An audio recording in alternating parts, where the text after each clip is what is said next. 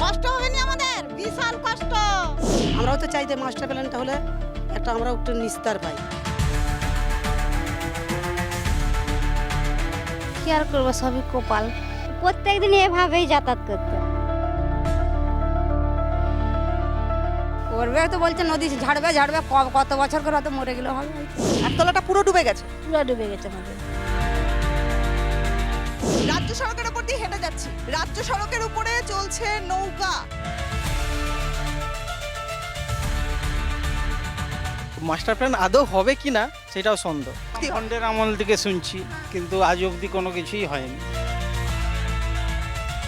এখানকার একতলাগুলো তো পুরোটাই ডুবে গেছে।